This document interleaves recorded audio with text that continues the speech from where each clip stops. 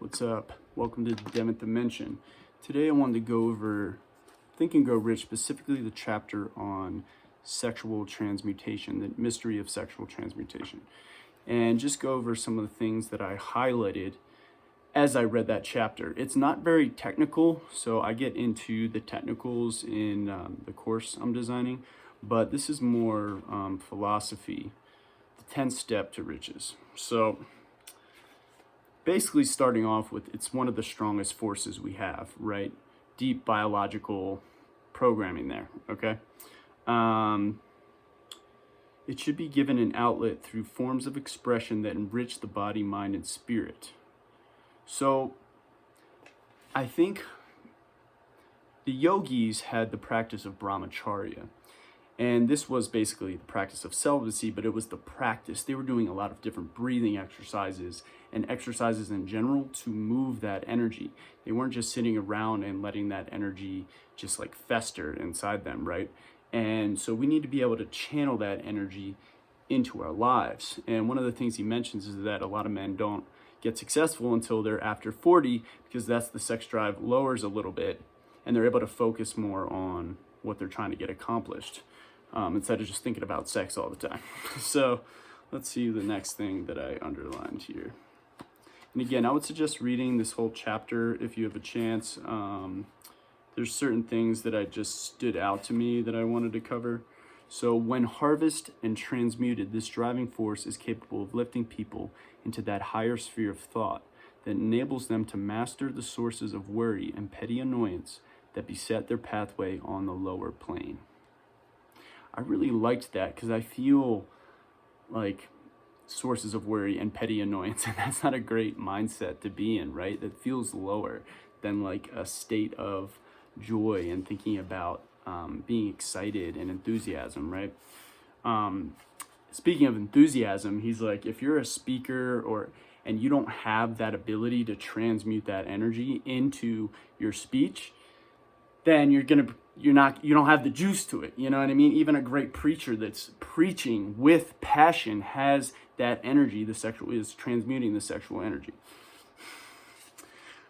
The desire for sexual expression is by far the strongest and most impelling of all the human emotions. For this very reason, this desire, when harnessed and transmuted into action other than that of physical expression, may raise one to the status of a genius. There's a great Seinfeld episode where I think they have a bet of who can last the longest without having sex. And George lasts, I think, the longest, and he's starting to get real smart, and he's about to give a presentation to high school students about science and stuff. And so he was able to learn like Portuguese or something, and so he ended up having sex with the Portuguese waitress or something. I forget what it was. But then he lost that spark of genius, and they bring out these test tube looking things. He's like, "Oh, what are these?" And he puts them on his head like horn. You know what I mean? Just like he lost his genius. So that's just a funny little tangent there. One of America's most able businessmen frankly admitted that his attractive secretary was responsible for most of the plans he created. He confessed that her presence lifted him to heights of creative imagination, such as he could experience under no other stimulus. It's kind of smart, right? You know, like, and this comes from the way of the superior man. Women are naturally going to give you a little spark. If you're, I can put it this way, if you're mostly masculine identifying and you see the feminine, it's gonna give you a little spark, right? I think that's what he's referring to, is that he had this attractive secretary around and it kind of fed his creative juices. Let's see. People are influenced in their actions not by reason so much as by feelings. The creative faculty of the mind is set into action entirely by emotions and not by cold reason. The most powerful of all human emotions is that of sex. Highly sexed people have always had a plentiful supply of magnetism. Through cultivation and understanding, this vital force may be drawn upon and used to great advantage in the relationships between people.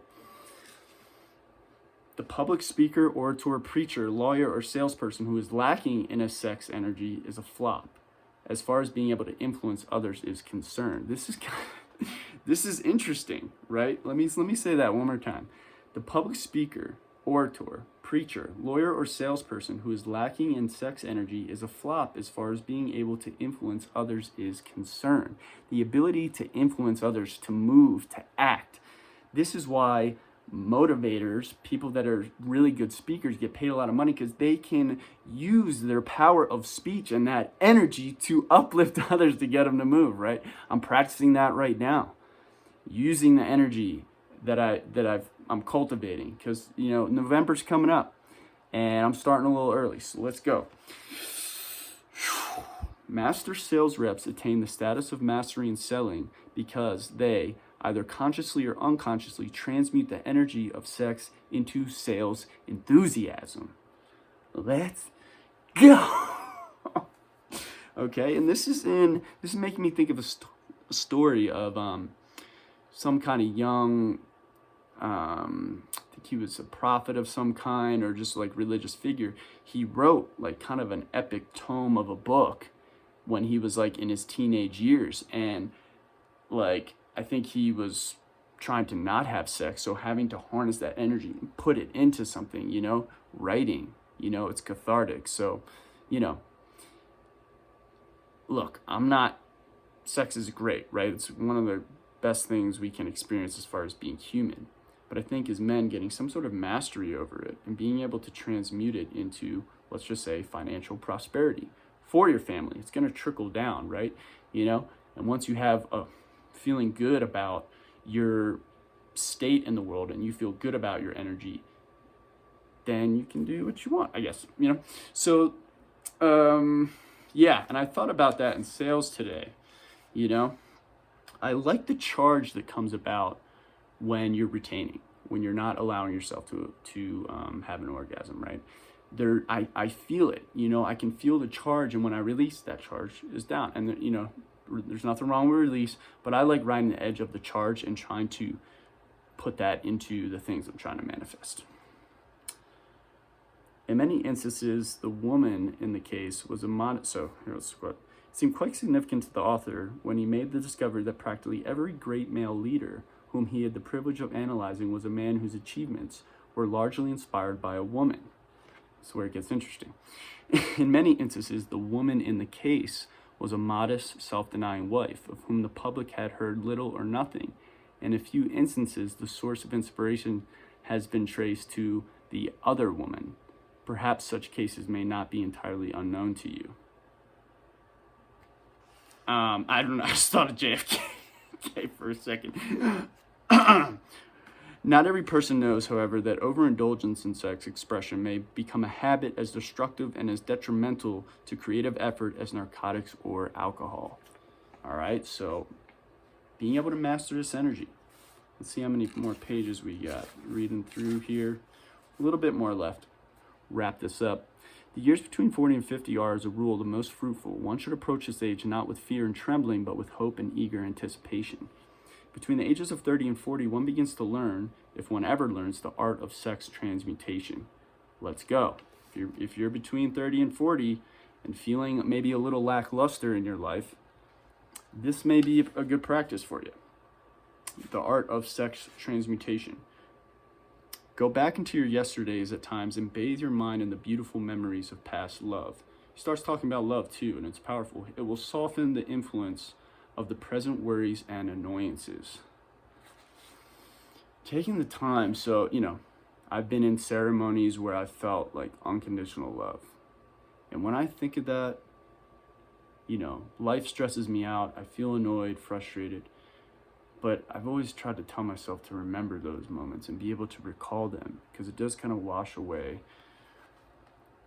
the annoyances and the present worries. Dismiss also the thought that love never comes but once. Love may come and go, times without number, but there are no two love experiences that affect you in just the same way. There may be, and there usually is, one love experience that leaves a deeper imprint on the heart than all the others. But all love experiences are beneficial, except to the person who becomes resentful and cynical when love makes its departure. Woo! It's a powerful chapter. Read that last part one more time. But all love experiences are beneficial, except to the person who becomes resentful and cynical when love makes its departure. Because that can happen, right?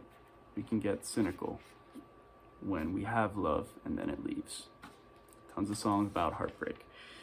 Marriage is not blessed with the eternal affinity of love, properly balanced in proportion with sex, cannot be happy ones and seldom endure. Marriages not blessed with the eternal affinity of love, properly balanced in proportion with sex, cannot be happy ones and seldom endure. That combo. And that is the end of the highlights from that chapter on sexual transmutation. If you're interested in this material, give a like, give a subscribe. I really appreciate it. I do want to make more content and host retreats and just really try to empower people, because I think that brings more accountability to myself. You know, it forces me to practice what I preach. One guy recently said, checkmate yourself into success. Kind of put yourself in a position where you're kind of forced to, back against the wall. And I feel like releasing videos like this helps me with that. So anyway, appreciate you if you've watched all the way, and I'll see you on the next one.